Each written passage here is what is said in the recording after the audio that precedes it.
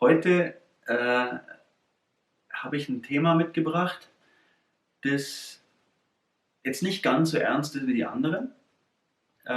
Heute werde ich euch eher mal einen riesen Ballast nehmen. Und zwar das Thema Spotten Indoor. Eines meiner liebsten Diskussionsthemen. Man sieht sehr oft in der Kletterhalle zum Teil Situationen, wo ich dann schon fast ein bisschen schmunzeln muss. Da steht der Spotter meterweise hinter dem Kletterer und ich denke so, ey, ist da jetzt gerade ein Überfall oder so? Was läuft da? Oder ein sehr leichter, sicherer spottet so eine riesen Vorstiegsmaschine und ich denke mir so, ey, wenn der fällt, dann haben wir nicht nur einen, sondern vielleicht zwei Verletzte. Oder da wird dann zwar gespottet, aber dieses Spotten ist vor allem eine riesen Störung auf den ganzen Sicherungsablauf. Und deswegen mal die Frage, muss denn das eigentlich sein? Und da ist meine Aussage ganz klar, nee. Der erste Haken in der Kletterhalle ist genormt auf spätestens 3,10 Meter, Expressenhöhe 2,70.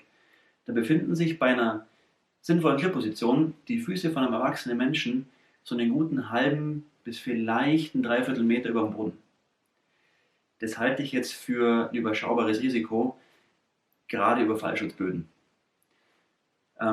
Auf Deutsch gesagt, jeder Kinderspielplatz hat ein höheres Risiko als der Weg bis zum ersten Haken. Das Negative dabei ist, dass das Spotten für das bodennahe Sichern, und das ist ja dann wirklich wichtig, eine Riesenstörung ist.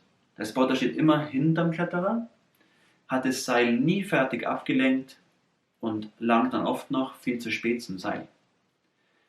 Und deswegen ist es schon so, bis auf ganz, ganz wenige Ausnahmesituationen, bei einem Einstiegsboulder zum Beispiel, in einer überhängenden Tour, ist das Spotten Indoor, also vor allem im Grundkursbereich, aber auch bis dann in den 6., 7. oder 8. Grad rein, weitestgehend irrelevant, sondern eher eine Störung für den Sicherungsablauf.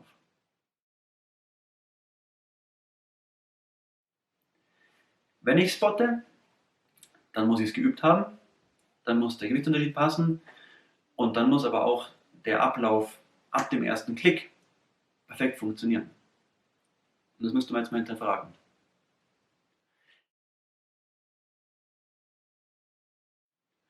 Eine andere Geschichte ist natürlich, wenn ich natürlich jetzt von drinnen nach draußen gehe, da ist oft der Untergrund viel, viel schlechter.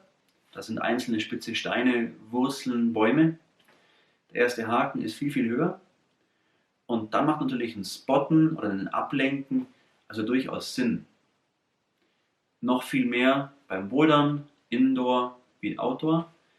Und das will ich hier auch gar nicht angreifen oder bestreiten. Da ist es wirklich entscheidend. Wir bleiben jetzt hier mal ganz stark bei dem Bereich Indoor-Klettern.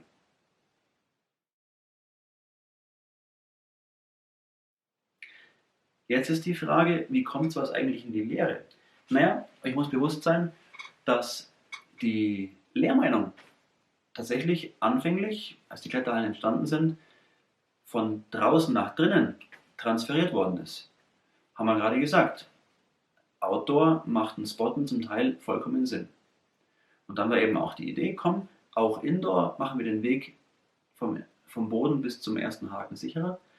Und die Grundidee ist in Ordnung, aber jetzt ein bisschen im Rückblick muss man sagen, damit wurde eigentlich eher eine Störung in die Seilschaft gebracht, als eine echte Verbesserung. Mittlerweile ist es auch in der Lehrmeinung angekommen und auch die Kletterscheine werden mittlerweile ohne dieses den Spot-Standard geschrieben. Und insofern entspannt euch da ein bisschen, konzentriert euch lieber auf das bodennahe Sichern. Auch dazu haben wir ein cooles Tutorial gemacht. Und dann kann der Weg bis zum ersten Haken viel entspannter ablaufen für beide Beteiligten.